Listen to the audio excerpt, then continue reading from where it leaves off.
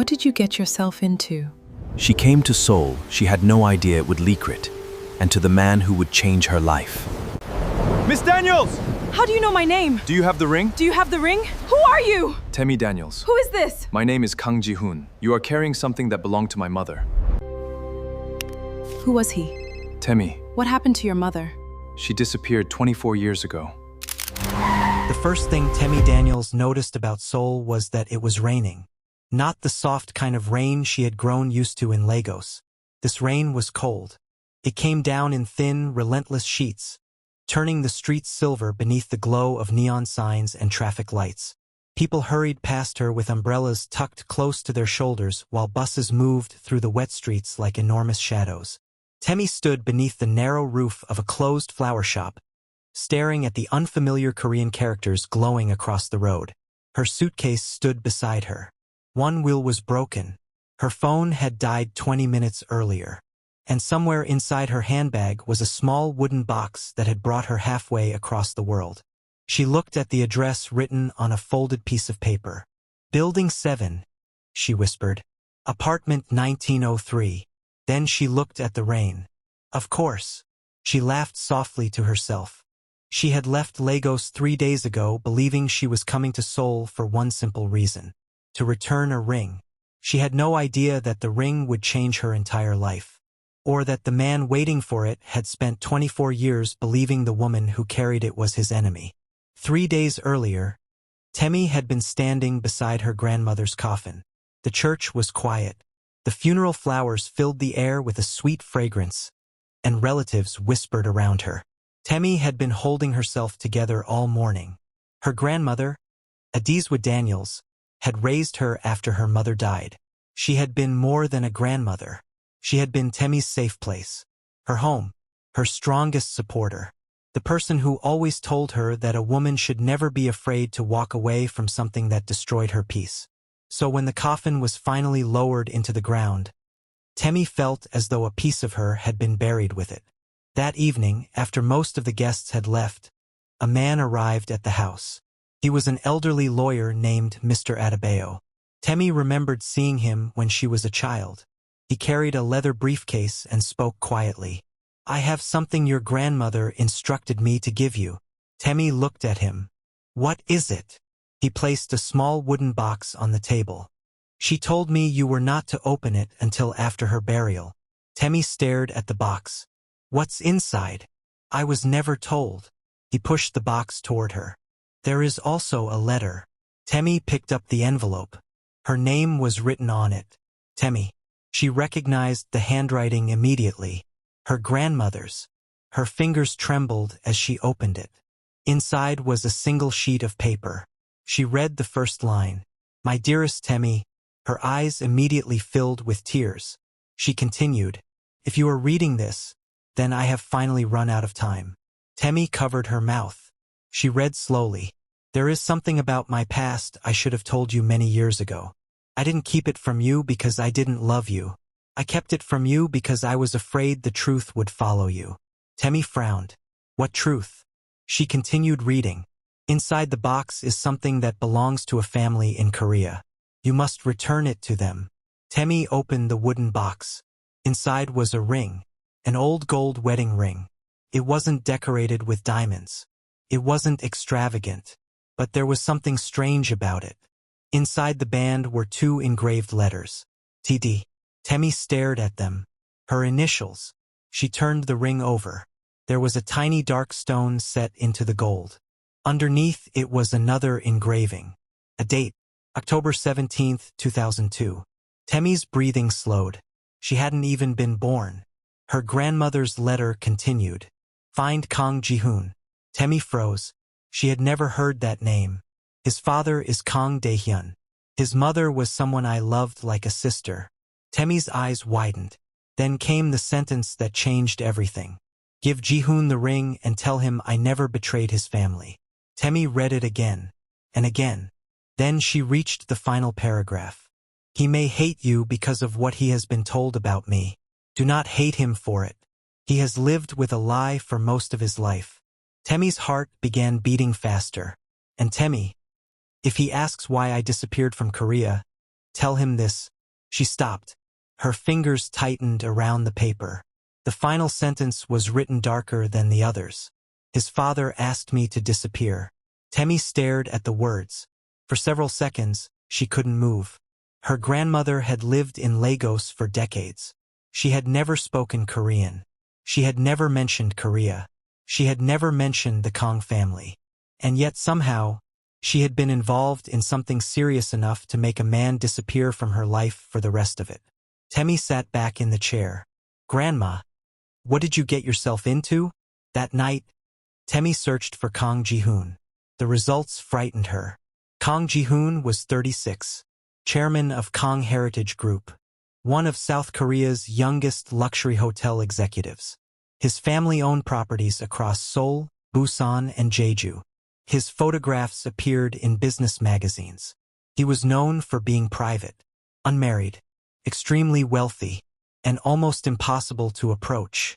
There was one photograph of him standing beside his father, Kang Ji-hoon. Temi stared at the older man's face. Something about him made her uncomfortable. Then she searched for Ji-hoon's mother.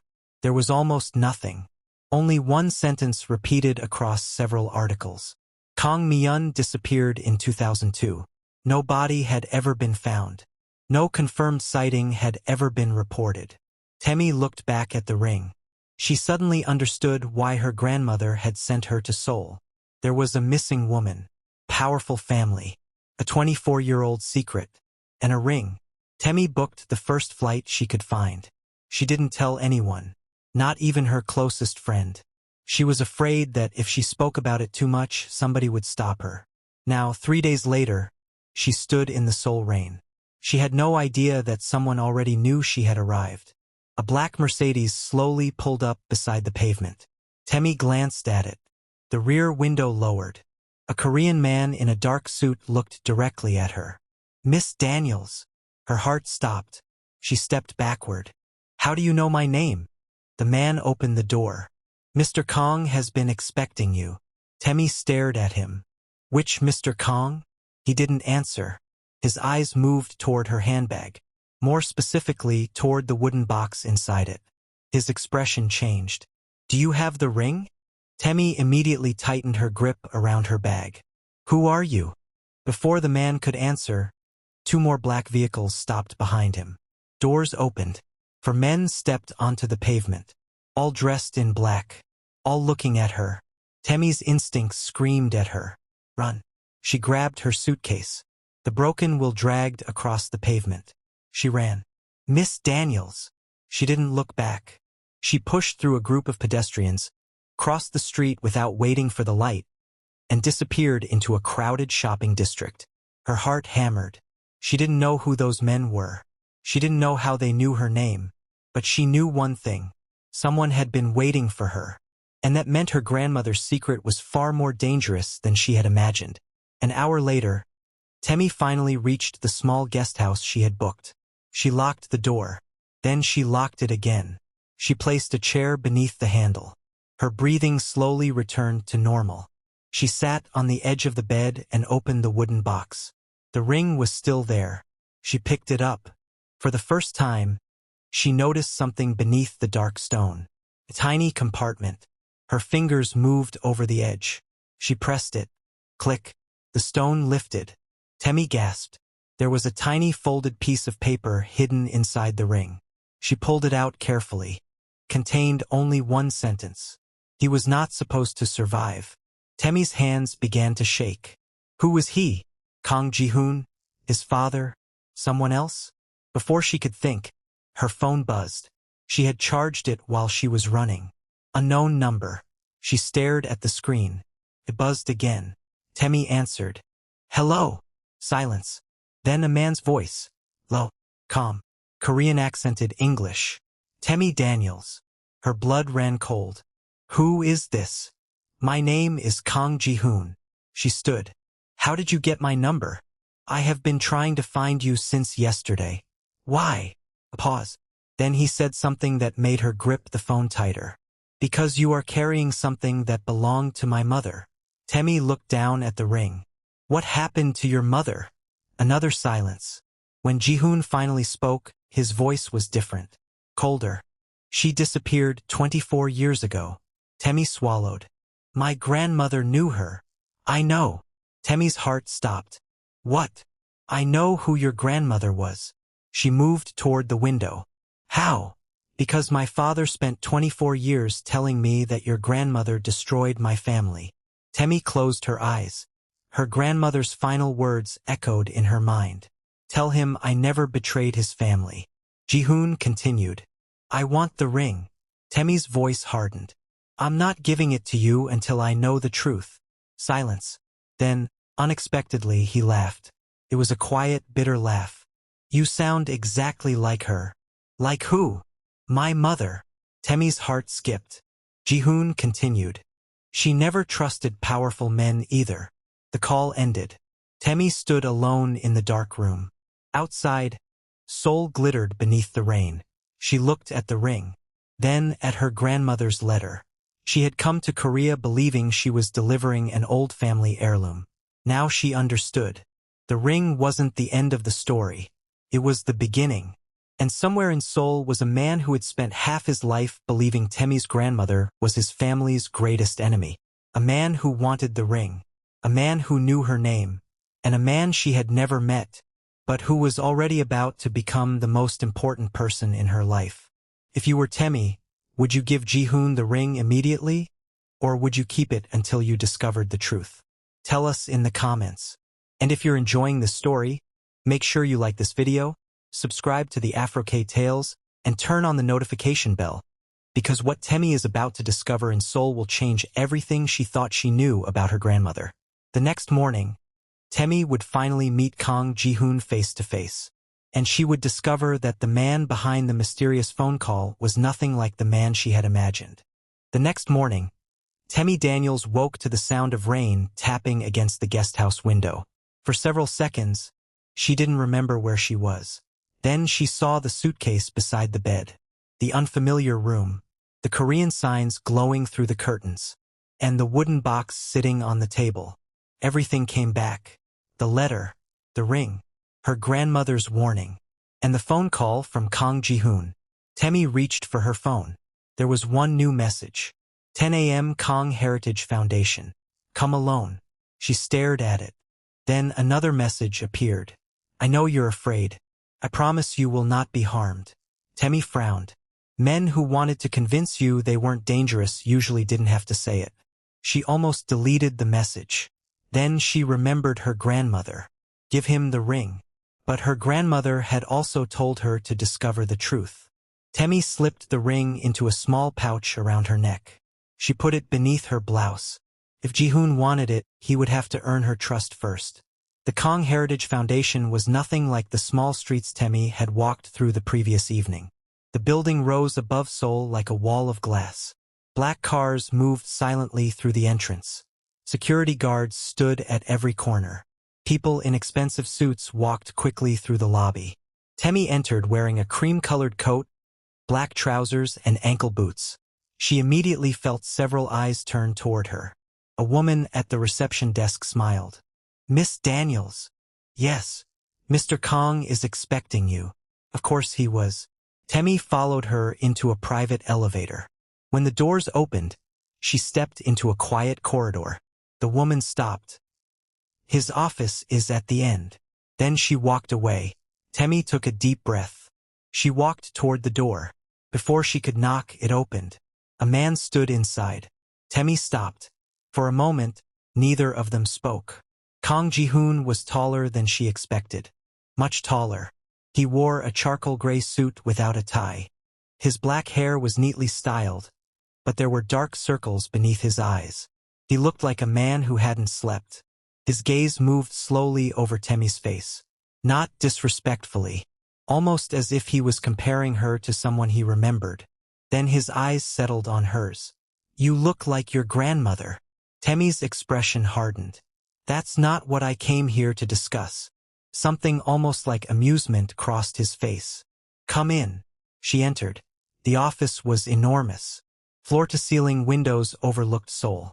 Behind Ji-hoon's desk were shelves filled with books and framed photographs. One photograph caught Temi's attention immediately. A young Korean woman stood beside a little boy. The boy couldn't have been more than 6. His arms were wrapped around the woman's waist. Temi knew immediately. That is your mother. Ji-hoon looked at the photograph. Yes. And that's you. Yes. Temi moved closer. You were 6. 6 years and 4 months. She looked at him. You remember her? I remember everything. His voice had changed. Temi turned. Ji-hoon walked toward the photograph. My mother loved music. He smiled faintly. She used to sing when she cooked. Temi remained silent. She hated winter. He paused. She always said Seoul was too cold. Temi looked at the photograph. Then why did she stay? Ji-hoon's face tightened. My father. There it was. The name neither of them wanted to say.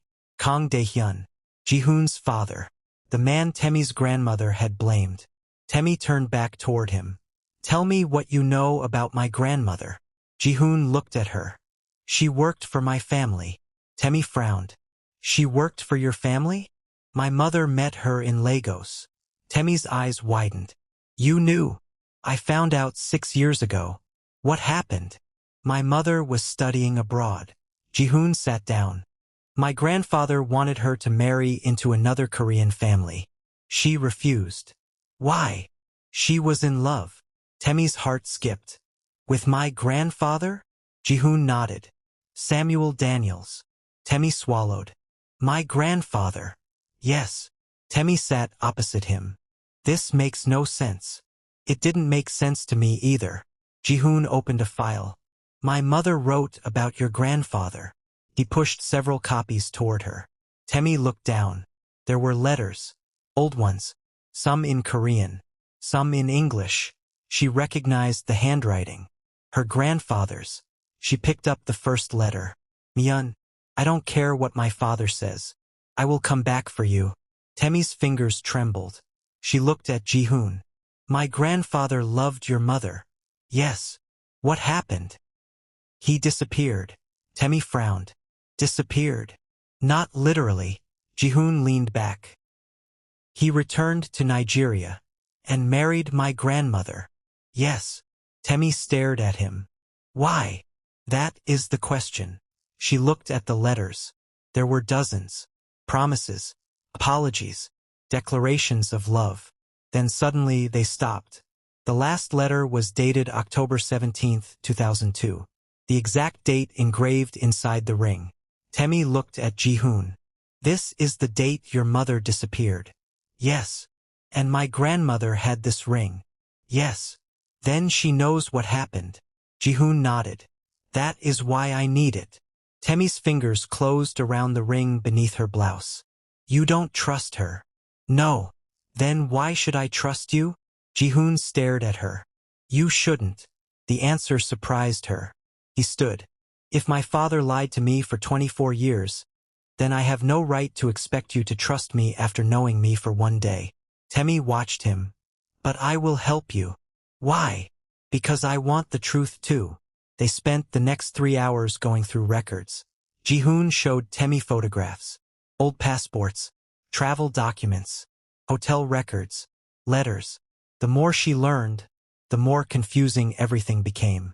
Her grandmother had clearly been close to Ji-hoon's mother, but she had also been close to her own grandfather. And somehow, both relationships had ended on the same day. October 17, 2002. At noon, Temi's stomach growled. Ji-hoon looked up. You're hungry. No. Her stomach betrayed her again. He smiled. You're hungry. Maybe. He picked up his phone. Lunch. Temi shook her head. I can get something myself. I didn't ask. She frowned. That sounded arrogant. I've been told. By who?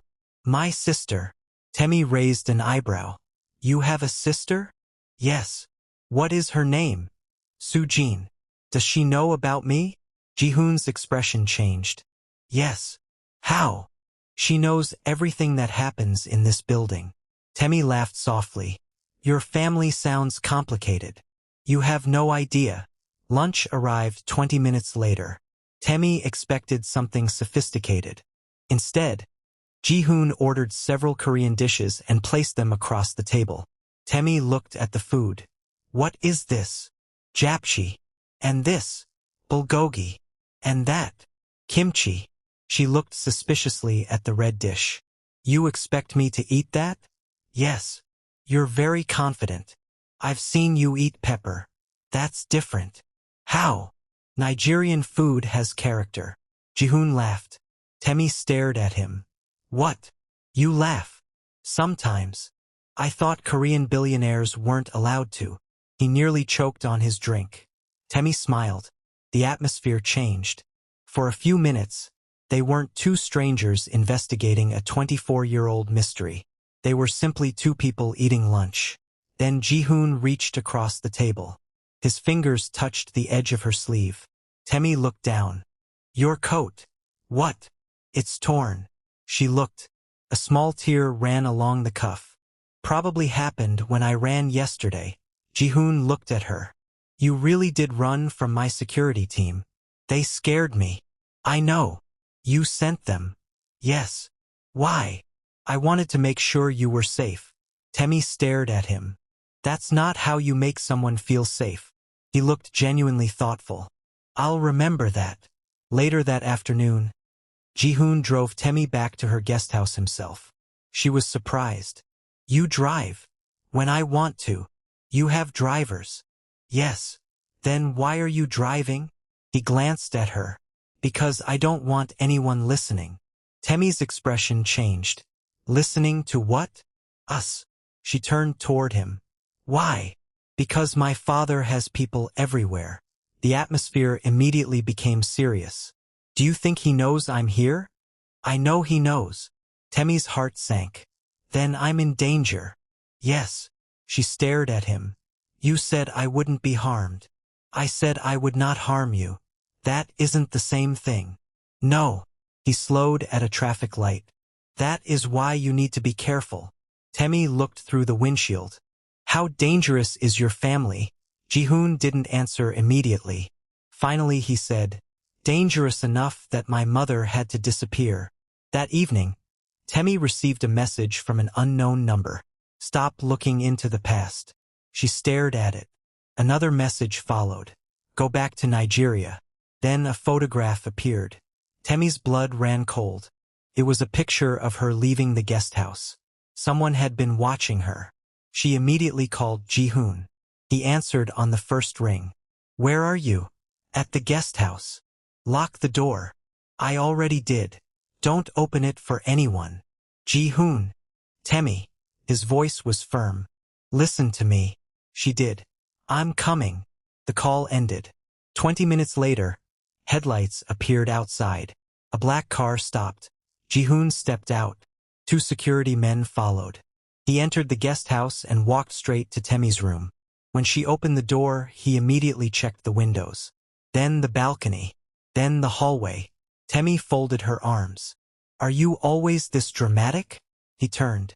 Someone photographed you. I know. Who sent the picture? I don't know. Ji-hoon looked at her. Did they threaten you? Yes. He went silent. Then he pulled out his phone. I'm moving you. What? You're staying somewhere else. No. Temi. I came here to find the truth, not to hide.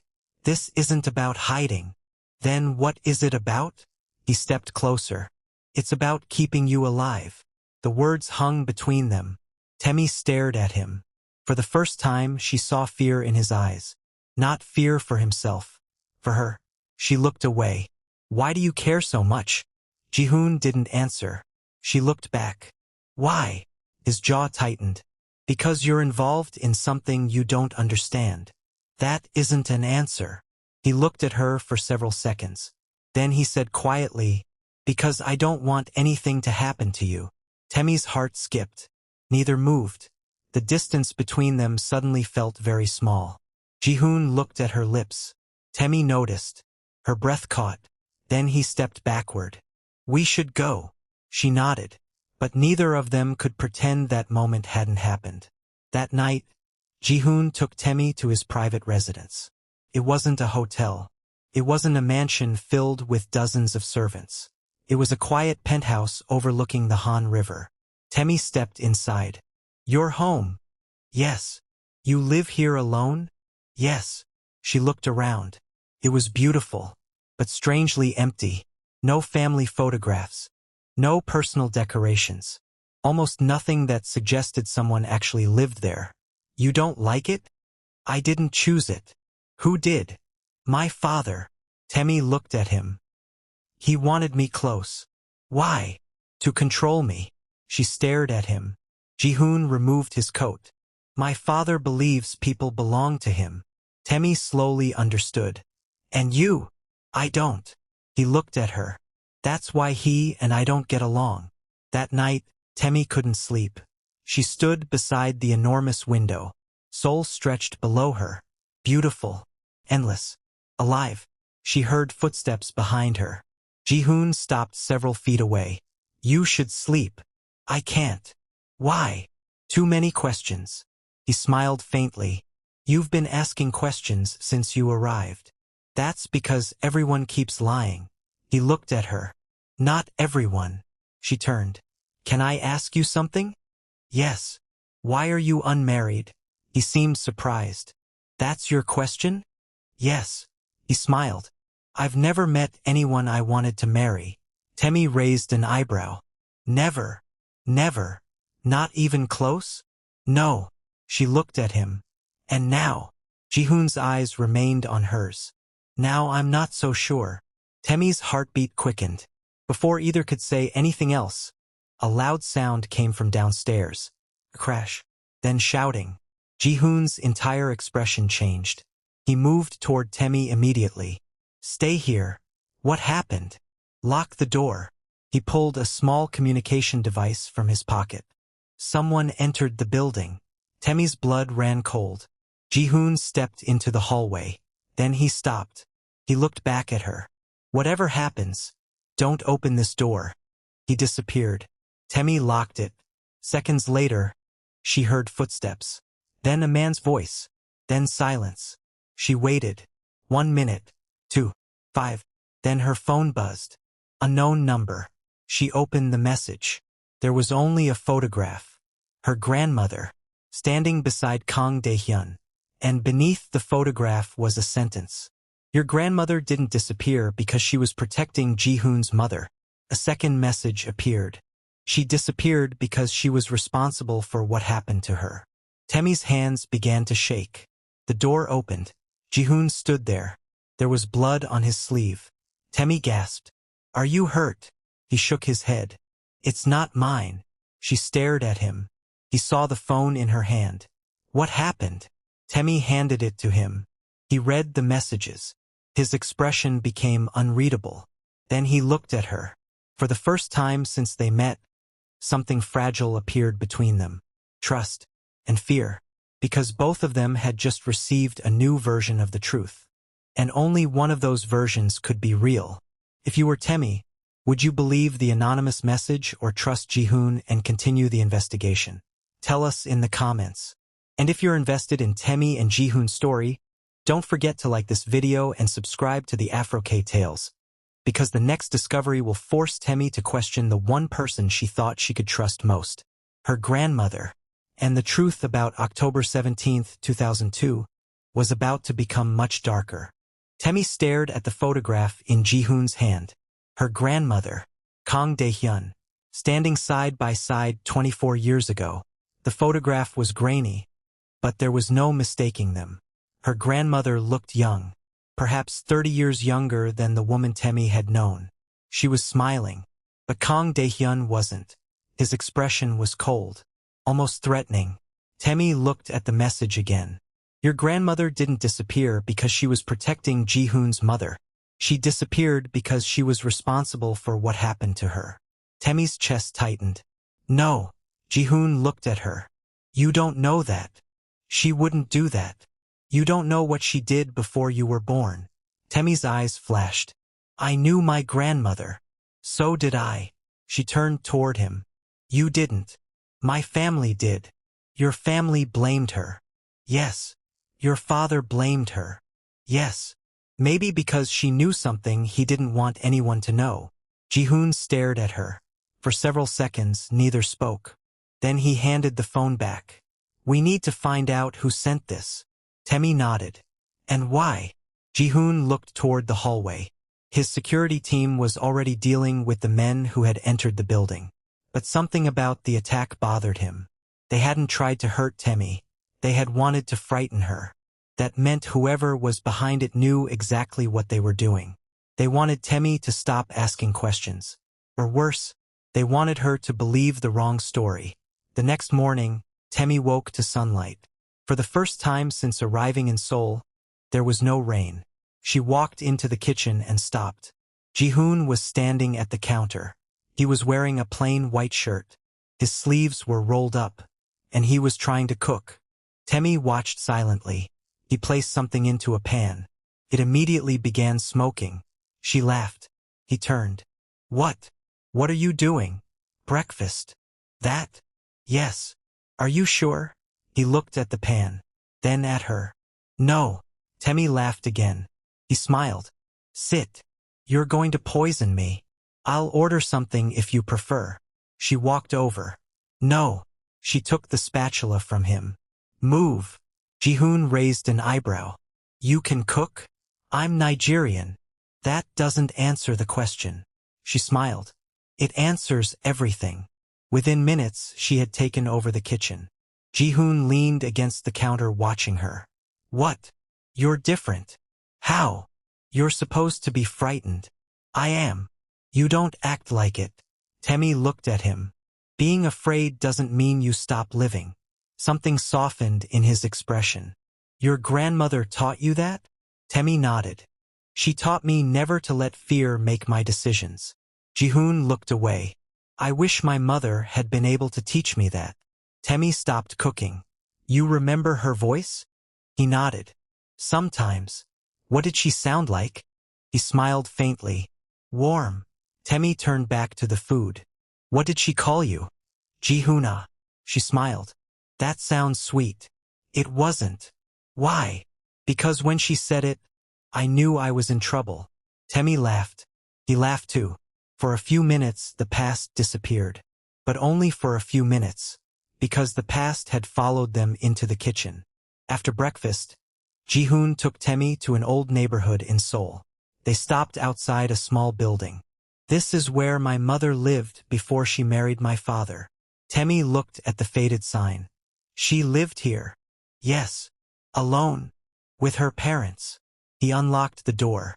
Inside was a small apartment that had remained untouched for years.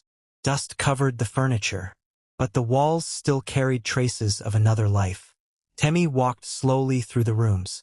She found an old piano, a bookshelf, several photographs. Then she saw something, a framed picture. Her grandmother, standing beside Ji-hoon's mother. Both women were laughing. Temi touched the glass.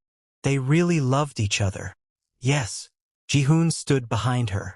My mother never spoke badly about your grandmother. Then why did your family blame her? I don't know. Temi turned. You're beginning to realize your family may have lied to you. Ji-hoon's expression hardened. I realized that years ago. Then why haven't you confronted your father? Because I needed proof. And now I have you. Temi looked at him. Me? He nodded. My mother trusted your grandmother. He stepped closer. If your grandmother trusted my mother, then maybe you are the only person left who can help me understand what happened. Temi smiled faintly. Then we're partners. Ji-hoon looked at her. Partners? Yes. That's all. She raised an eyebrow. For now. He smiled. For now. They searched the apartment for hours. Most rooms contained nothing useful. Then Temi noticed something strange. One of the bookshelves was slightly separated from the wall. She pushed it. Nothing happened. Ji-hoon tried. The shelf moved. Behind it was a narrow compartment. Temi stared. Inside was a small metal box. Ji-hoon opened it. There were letters. Dozens of them. Most were written in Korean. But one was written in English. Temi picked it up. The handwriting was her grandmother's. She recognized it instantly. Myun, if you're reading this, Then you know what I have decided. Temi's heart raced. She read aloud. I cannot allow them to take the child. Ji-hoon froze. What child? Temi continued. Dae-hyun has threatened Samuel. He believes Samuel will expose everything. She looked at Ji-hoon. Samuel is my grandfather. He nodded slowly. Temi kept reading. He says he will destroy Samuel if he tries to take the child away. Ji-hoon's face changed. The child. Temi continued. Miun, you must leave tonight. Take the child with you. She stopped. What? Ji-hoon looked at her. Read it. Temi's voice shook. I will make sure no one knows where you are. If they find you, they will use the child against you. Trust no one in the Kang household. Temi lowered the letter. There was a child. Ji-hoon's face had gone pale. I was the child. Temi looked at him. No. He shook his head. I was 6. The date on the letter was 2002. Ji-hoon's birth year. But something didn't fit. Temi read the final lines. If anything happens to me, tell Ji-hoon that his mother never abandoned him. Silence. Ji-hoon took the letter. His hands were trembling. My mother wrote this? No. Temi pointed to the signature. My grandmother wrote it. He stared at the paper. Then he whispered. She knew. Knew what? That my mother was planning to leave. Maybe she helped her. Then why did she disappear? Temi had no answer. That evening, Ji-hoon took Temi to the Han River. Neither spoke much during the drive. The city passed outside the windows. Eventually, he parked. They walked along the river. The wind was cold. Temi wrapped her coat tighter. Ji-hoon noticed. Without saying anything, he removed his coat and placed it around her shoulders. You'll freeze. So will you. I have another one. She smiled. You're always prepared. No. He looked at her. Only when it concerns you. Temi stopped walking. He stopped too. For a moment, they stood facing each other. The city lights reflected across the water. Temi looked down. Ji-hoon. Yes. Do you trust me? He didn't answer immediately. Yes. She looked up. Even after that message? Yes. Why? Because you had every opportunity to leave. She swallowed. You could have taken the ring and disappeared. But I didn't. No. He stepped closer. You stayed. Temi looked at him. I think I stayed because I want the truth. And if the truth hurts, it will. Even if it destroys both our families? She nodded. Then we deal with it. He smiled. You really are like her. Like my grandmother? Yes. Temi smiled. Maybe that's why you're starting to like me. His smile disappeared. He looked at her. Starting? Temi laughed. Are you admitting you like me? Ji-hoon looked away. I'm admitting nothing. She stepped closer. Coward. He laughed. Then he looked at her again. I like you. Her smile faded. Ji-hoon. I know this isn't the right time. No. I know your grandmother and my family are connected by something terrible. Yes. And I know we don't know what tomorrow will bring. He reached for her hand. But I don't want to pretend I don't feel something. Temi's fingers tightened around his. I feel it too. He looked at her, then slowly leaned closer. This time, Temi didn't move away. Their lips met. It wasn't rushed. It wasn't dramatic. It was soft, uncertain. Two people who were beginning to realize that the mystery bringing them together might also be the thing that tore them apart. When they separated, Temi rested her forehead against his. This is dangerous. I know. Very dangerous. I know. She smiled. But I don't want to stop. Neither do I. The next morning, however, everything changed. Temi was sitting in Ji-hoon's office when his sister walked in. Soo-jin. She was elegant, beautiful. But unlike Ji-hoon, her eyes were cold. She looked at Temi, then at her brother. You kissed her. Ji-hoon frowned. Excuse me? Soo-jin crossed her arms. You're making a mistake. Temi stood. You don't know me. I know enough. Ji-hoon stepped between them. Soo-jin. She ignored him. Your grandmother destroyed my mother's life. Temi's jaw tightened. You don't know that. I know what my father told me. Your father has already lied about one thing.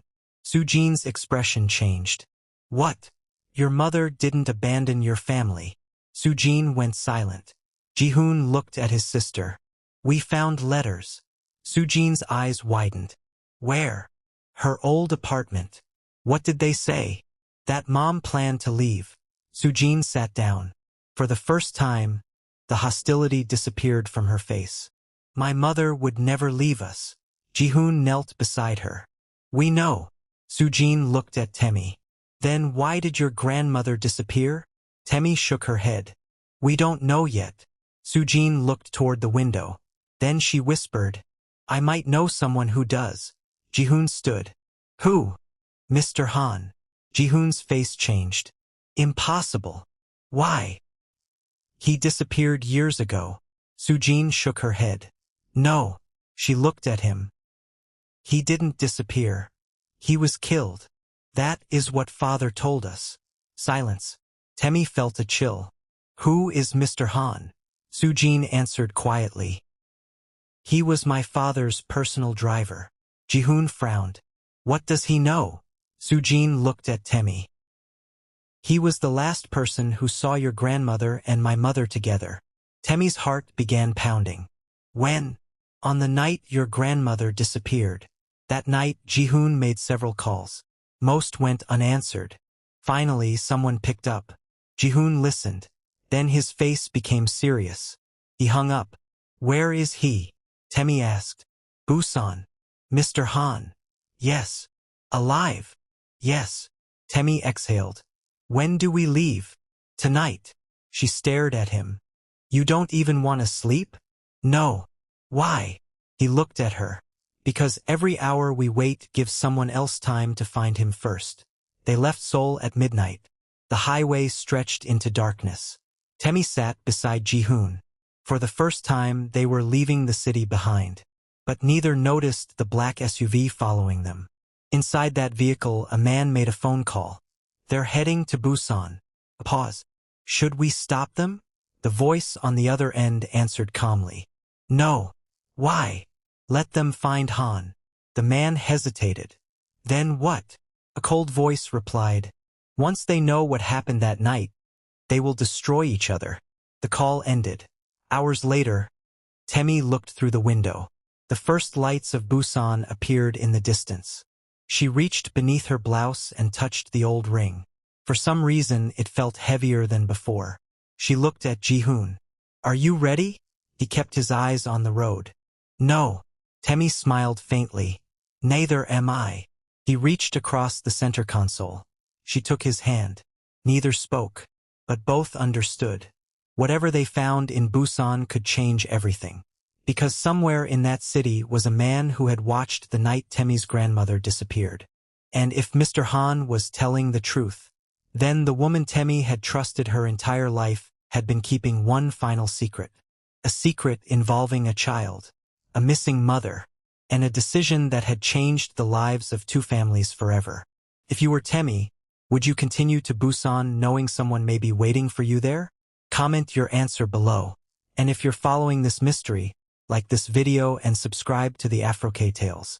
Because in Busan, Temi and Ji-hoon are about to meet the one man who knows what happened on October 17, 2002. And he has been silent for 24 years. The road into Busan was almost empty. Temi sat quietly beside Ji-hoon, watching the city lights slowly grow brighter in the distance. She had barely slept. Every time she closed her eyes, she saw the same things. Her grandmother's face, the old photograph, the ring, the letters, and the sentence that had followed her from Lagos to Seoul. He was not supposed to survive. Who was the child? What had happened that night? And why had her grandmother carried the secret for 24 years? Temi looked at Ji-hoon. His hands were firmly placed on the steering wheel. His face was calm. Too calm. Are you nervous? She asked. No. She raised an eyebrow. You're lying. He glanced at her. I don't get nervous. You were nervous when you kissed me. He almost smiled. That was different. How? I was afraid you would say no. Temi smiled. I almost did. I know. And you still kissed me. I waited. For what? For you to move closer. Temi looked away. He was right. She had. She touched the ring beneath her blouse. Ji-hoon. Yes. If we find out something terrible about our families. He waited. What happens to us? His eyes remained on the road. I don't know. That doesn't sound reassuring. He reached across the center console and took her hand. But I'm not going anywhere. Temi looked at their hands. Promise. He squeezed her fingers. Promise. Neither of them knew that by the end of the night, that promise would be tested. The man they were looking for lived in a small house near the outskirts of Busan. No security. No cameras. No luxury. Nothing like the world Ji-hoon had grown up in. An elderly woman opened the door. She looked at Ji-hoon. Her face immediately changed. You're Kang Ji-hoon's son. Ji-hoon nodded. I'm looking for Mr. Han. The woman hesitated, then stepped aside. He's inside. Temi followed Ji-hoon into the house. Mr. Han was sitting in a wheelchair beside a window. He looked to be in his 70s. His hair was almost completely white. One side of his face was scarred. He turned slowly. His eyes landed on Ji-hoon, then moved to Temi. He stared at her for several seconds. Finally, he whispered, Daniels. Temi's heart stopped. You knew my grandmother? Mr. Han looked away. I knew her. Ji-hoon stepped forward. You were my father's driver. Yes. You were there the night my mother disappeared. Mr. Han closed his eyes. Yes. Temi moved closer. What happened? The old man remained silent. Ji-hoon knelt beside him. Mr. Han. His voice was controlled. I've spent 24 years believing my mother abandoned me. Mr. Han looked at him. She didn't. Ji-hoon's eyes filled with emotion. What? She never abandoned you. Temi's heart began pounding. Then where did she go? Mr. Han looked toward the window. She was trying to escape. From my father? Yes. Why? The old man swallowed. Because your father discovered she was planning to take you away. Ji-hoon froze. My mother wanted to take me? Yes. Where? Nigeria. Temi's eyes widened. Nigeria. Mr. Han nodded. Your grandmother had arranged everything. Ji-hoon looked at Temi. Her grandmother. Again. Always her grandmother. What happened? Mr. Han's hands began to shake. I drove them to the port. Temi leaned closer. Who? Your grandmother. Mian. And you. Ji-hoon's face went pale. Me? Yes. I was 6. You were asleep. Ji-hoon stared at him. What happened next? Mr. Han looked down. Your father arrived. Silence filled the room. He knew. Yes. How? I don't know. Ji-hoon's jaw tightened. What did he do? Mr. Han looked at Temi. Your grandmother gave me the ring. Temi instinctively touched her chest. The ring. Yes. She told me to give it to Ji-hoon when he was old enough to know the truth. Temi's breath caught. Then why did my grandmother keep it? Mr. Han's eyes filled with tears. Because she couldn't give it to you. Temi frowned. To me? He nodded. She died before she could return it. Temi shook her head. No. She gave it to me. Mr. Han looked confused. Then his eyes moved toward the ring beneath her blouse. That isn't possible. Why? Because your grandmother didn't have it. Temi slowly pulled out the ring. Mr. Han stared at it. His face changed completely. No. What?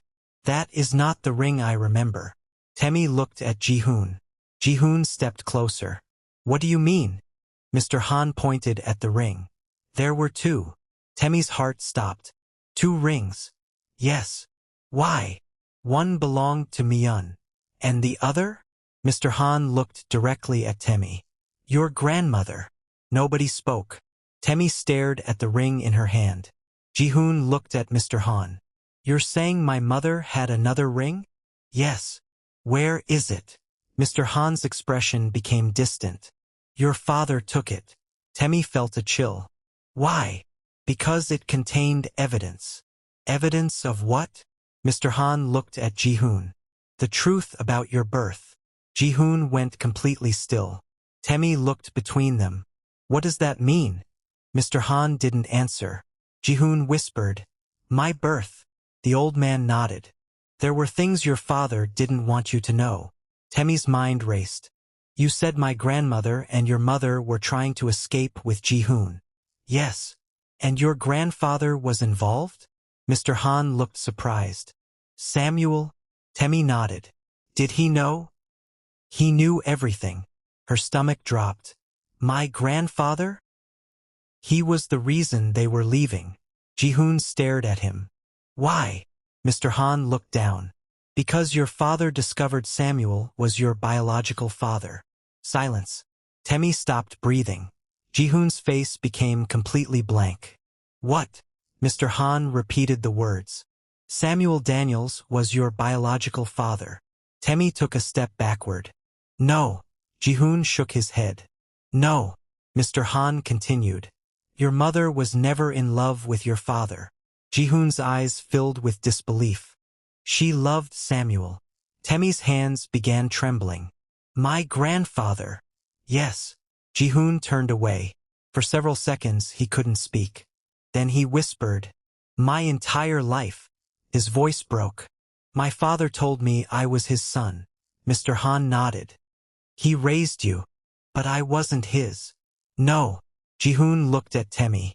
Their eyes met. Neither knew what to say.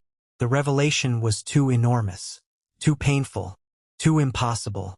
Temi finally whispered, then why did my grandfather leave my grandmother? Mr. Han looked at her. He didn't. Temi frowned. What? Samuel never abandoned your grandmother. Her heart stopped. What are you saying? He was killed. Silence. Your grandfather was killed the same night Mi-yeon disappeared. Temi covered her mouth. By who? Mr. Han looked toward the door. His voice dropped. Kang Ji-hoon. Ji-hoon stood completely still. My father killed Samuel? Mr. Han nodded. Why? Because Samuel wanted to take you away. His son. Yes. Ji-hoon's face twisted with pain. He killed my father. Temi's eyes filled with tears. And my grandmother? She helped Mi-yeon escape. Did she survive? Mr. Han looked at Temi. Yes. Temi's heart jumped. Where did she go? She went to Nigeria. Why did she pretend she disappeared? Because Dae-hyun threatened her. With what? You. Temi froze. Me? He told her that if she ever revealed the truth, he would find Samuel's family and destroy them. But Samuel was dead. He didn't know you would eventually be born. Temi stared at him. The pieces were beginning to fit. Her grandmother had returned to Nigeria. She had married Samuel. They had raised a family. But the secret had remained. Then why had she waited until her death to tell Temi? Mr. Han answered before she could ask. Because your grandmother believed Dae-hyun was still watching. Temi felt a chill. He knew about me? Yes. How? Mr. Han's eyes lowered. He received photographs. Of me? Yes. Who sent them? Mr. Han looked at Ji-hoon. Your father. Ji-hoon walked outside. Temi followed. The sea wind hit her face. He stood near the edge of the road, staring into the distance. She approached slowly. Ji-hoon. He didn't answer. She stood beside him. My father isn't my father. She didn't know what to say. My mother loved your grandfather. Yes.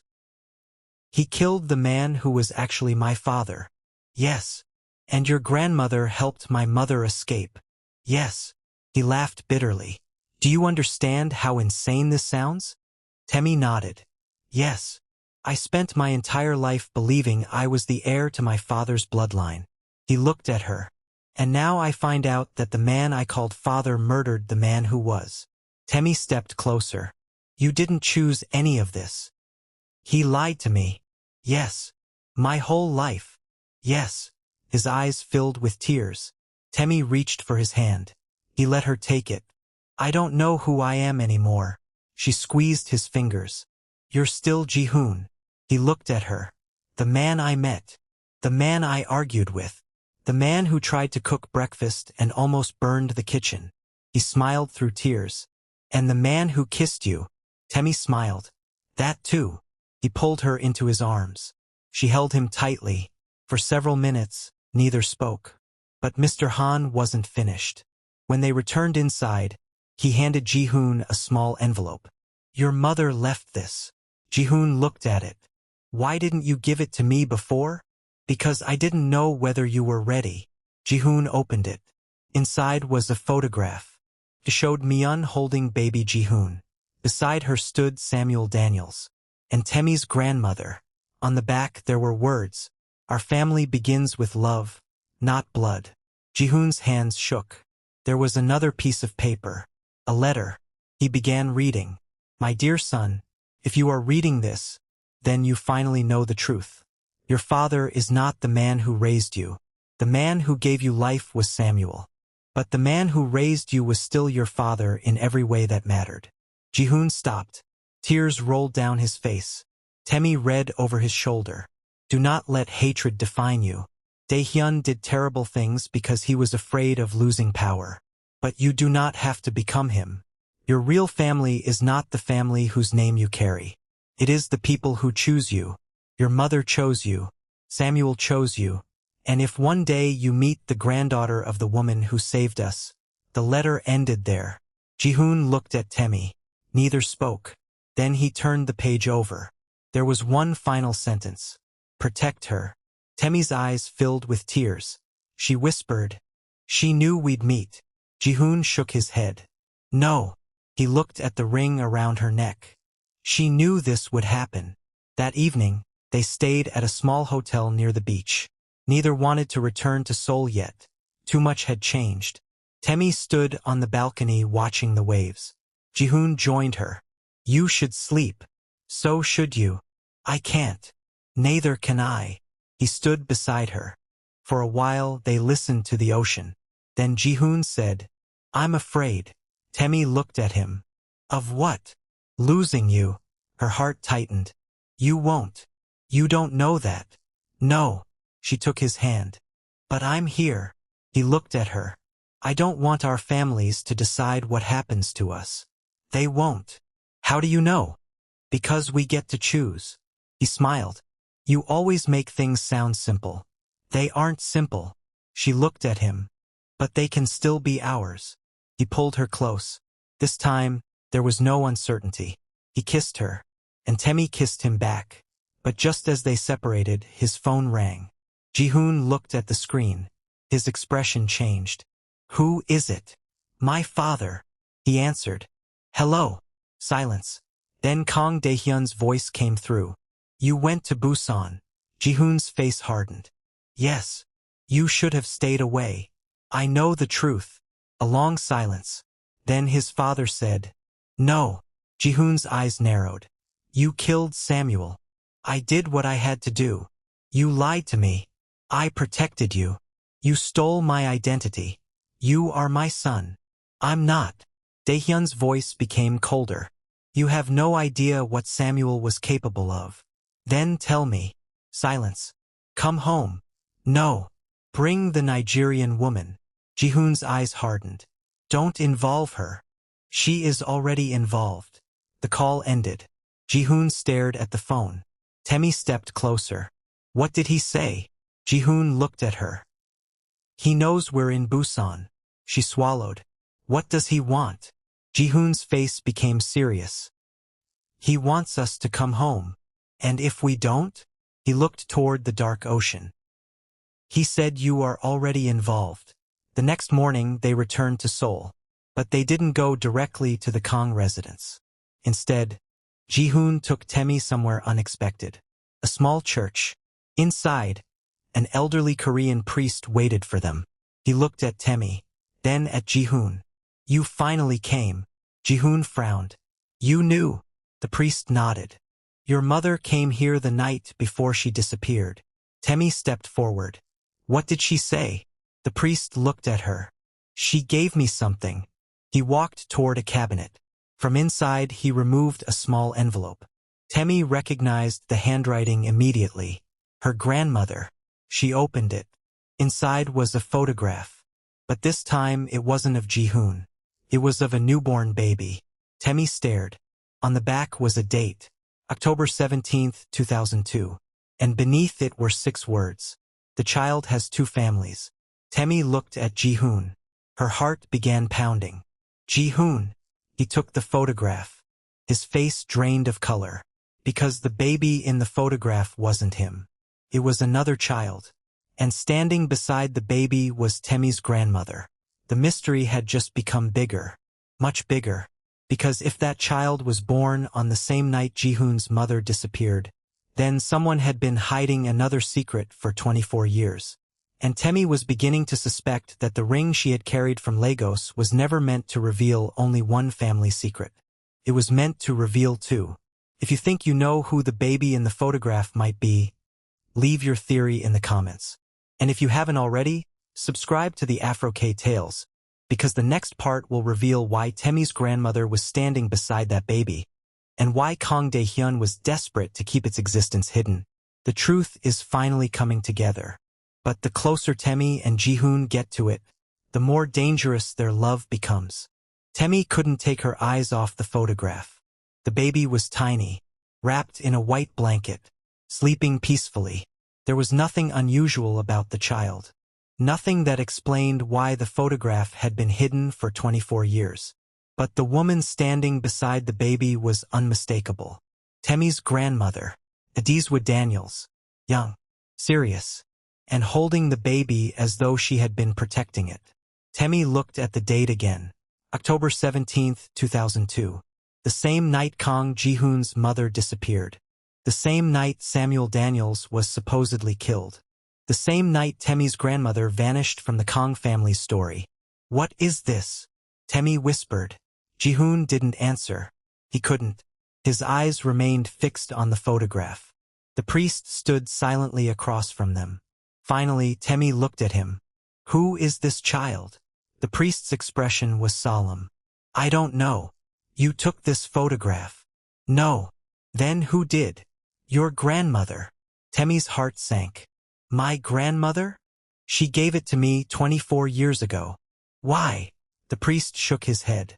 She told me never to show it to anyone unless you came looking for the truth. Temi's fingers tightened around the photograph. She knew I would come? She believed you would. Ji-hoon looked at the priest. Did my mother bring the child here? No. Then who did?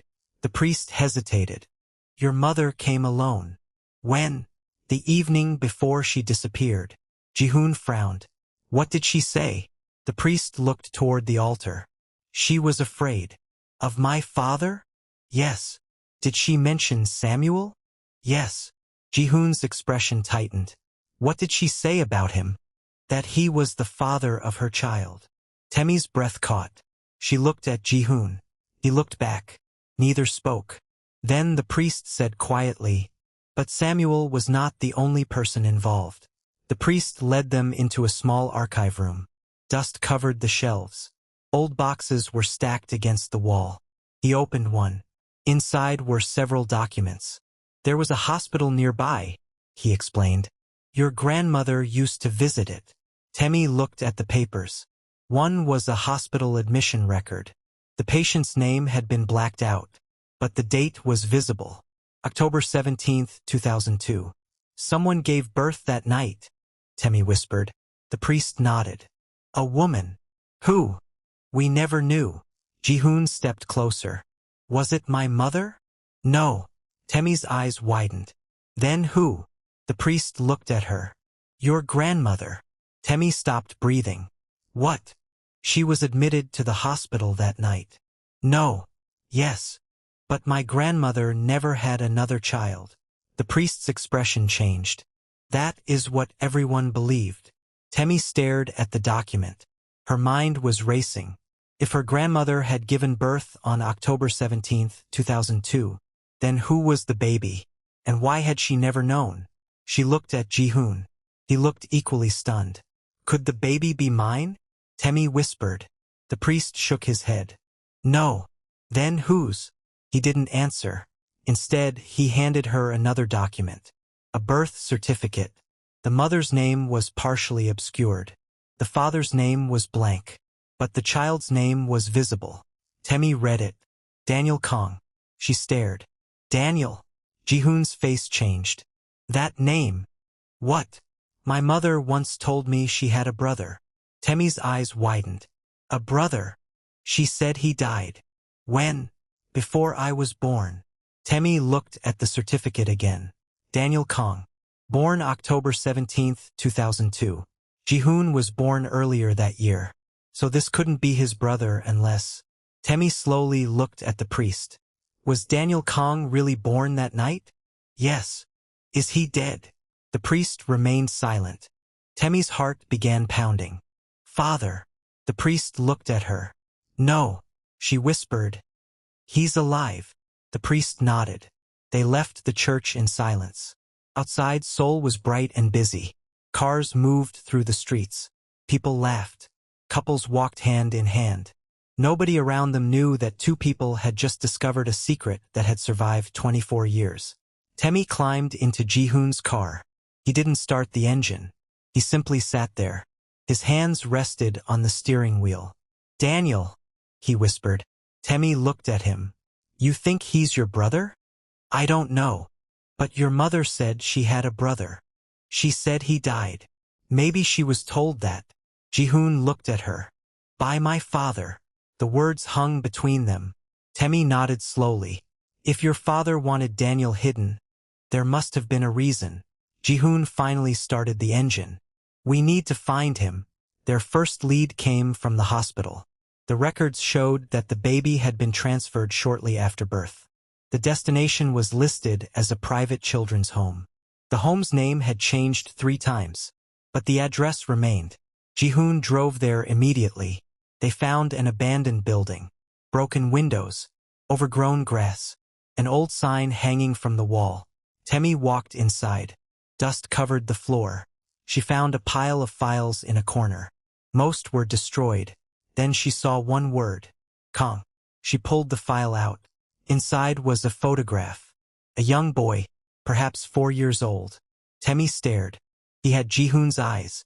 She looked at Ji-hoon. He took the photograph. His hands began shaking. This is him. You're sure? My mother had this exact photograph. When I was 6. He turned it over. There was a handwritten message. Daniel transferred to Canada. Temi's heart sank. Canada? Ji-hoon nodded. Someone wanted him far away. Why? He looked at her. I think we're about to find out. They returned to Ji-hoon's penthouse. He immediately began searching old family records. Temi sat beside him. For hours they found nothing. Then Ji-hoon opened a hidden file from his father's private archive. Inside was a passport. Daniel Kang.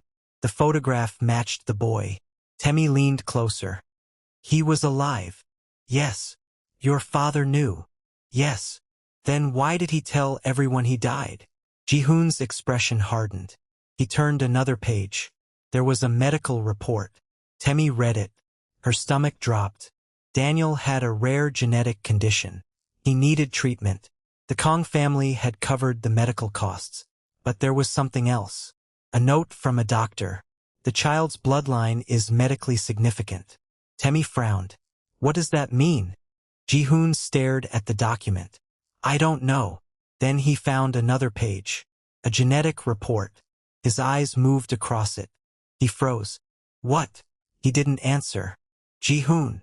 He slowly looked at Temi. This is why my father hid him. Why? Ji-hoon's voice was barely audible.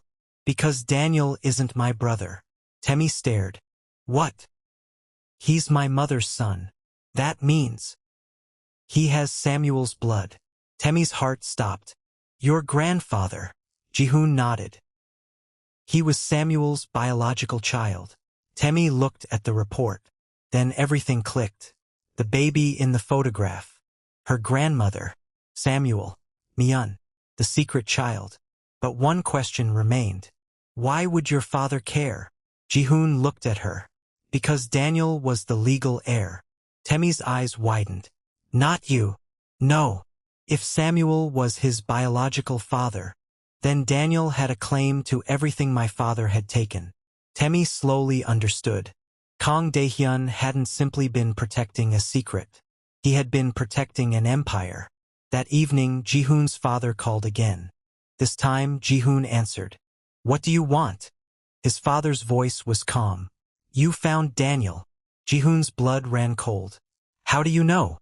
"You are my son. You mean nothing to me." A pause. "You sound like your mother. Where is Daniel?" Silence. Then, "Safe." "Where?" "You don't need to know. I'll find him." "No." Ji-hoon's voice hardened. "I'm coming for him." His father laughed. "You still think this is about justice? What is it about?" "Blood." Ji-hoon looked at Temi. His father continued. "Your mother loved Samuel." "Yes." "She betrayed me." "No." "She gave birth to another man's child." "He was your brother." "He was a threat." Ji-hoon's jaw tightened. "He was a child. He was an heir. He was innocent. So were you." The words stopped him. His father continued. "That is why I raised you. You raised me because you needed a puppet." "No." His father's voice became softer. "I raised you because I loved you." Ji-hoon closed his eyes. For a moment, the anger disappeared. Then his father said something that brought it back. "Ask Temi what her grandmother did after Daniel was born." Temi's head lifted. "What?" The call ended. Ji-hoon slowly lowered the phone. "What did he mean?" Temi shook her head. "I don't know." But deep inside, something had changed. For the first time, she wondered whether her grandmother had told her only half the truth. That night, Temi opened the old wooden box again. She removed the ring. She studied it carefully. Then she remembered something. Her grandmother had said, "There are things I should have told you." Not there was one thing. Things. Plural. Temi turned the ring over. The dark stone caught the light. She pressed it. Nothing. She pressed again. Click.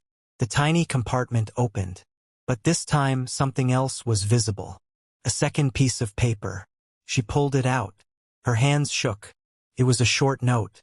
"If you find Daniel, do not trust him." Temi froze. Below that, he was never told the truth about who he was. And underneath, he believes you are his sister. Temi's heart stopped. She read the words again. He believes you are his sister. She looked toward Ji-hoon. He was asleep on the sofa. Temi quietly walked to the window. Her mind raced. If Daniel was Samuel's son, then Daniel was connected to Temi. But how? The answer came slowly. Samuel had fathered Daniel with Mi-yeon. Then later, he married Temi's grandmother. That would make Daniel Temi's half-brother. Her heart began pounding. But the final line of the note frightened her even more. "And he has been searching for you." Temi dropped the paper. A knock sounded at the penthouse door. She froze. Another knock. Ji-hoon woke. "Temi?" She turned toward him. "Someone is at the door." He stood immediately. His expression changed. He moved toward the security monitor. A man stood outside. Korean. Tall. Late 20s. He was wearing a dark coat. Ji-hoon stared at the screen. His face went pale. Temi stepped closer. "Who is that?" Ji-hoon whispered. "Daniel." Temi's heart stopped. The man outside lifted his head, as if he could see them through the camera. Then he smiled. Not warmly, not nervously, almost knowingly. The doorbell rang again. Ji-hoon stepped in front of Temi. "Stay behind me." The door opened. The man walked inside. He looked at Ji-hoon first, then at Temi. His eyes stopped on the ring around her neck. His expression changed. "You have it." Temi's voice trembled. "Who are you?" He smiled. "My name is Daniel Kang." He looked directly at her. "And I've been looking for my sister for 24 years. Temi's breath caught. Ji-hoon stepped forward. "You're not taking her anywhere." Daniel laughed. "I didn't come for her." He reached into his coat. Ji-hoon's security team immediately moved toward him. Daniel pulled out a photograph. He handed it to Temi. She looked down. It was a photograph of her grandmother. But she wasn't alone. Beside her stood a baby. And beside the baby was Daniel, a little boy, older than the baby, holding its hand. Temi stared. What is this? Daniel's smile disappeared. Your grandmother wasn't protecting one child that night. He looked at Ji-hoon. She was protecting two. Ji-hoon's eyes widened. Two. Daniel nodded. Me. He pointed at the photograph. And another child. Temi's heart began pounding. Who? Daniel looked directly into her eyes. The child your grandmother took with her when she disappeared. Silence. Temi couldn't breathe. Who was the other child? Daniel answered with 4 words. Your mother, Temi. Temi stared at him. My mother. Daniel nodded. She wasn't dead. The room went silent. She disappeared too. Temi's knees almost gave way. Her mother, the woman she had grown up believing had died. The woman whose death had shaped her entire childhood. Alive? Daniel looked at the ring. Your grandmother spent her entire life protecting your mother. Temi's eyes filled with tears. Where is she? Daniel looked at Ji-hoon, then back at Temi. She was in Korea. Temi's breath stopped. Where? Daniel's expression became serious. Until 3 weeks ago. Why 3 weeks ago? Because someone found her. Who? Daniel looked toward the door. Your grandfather. Temi shook her head.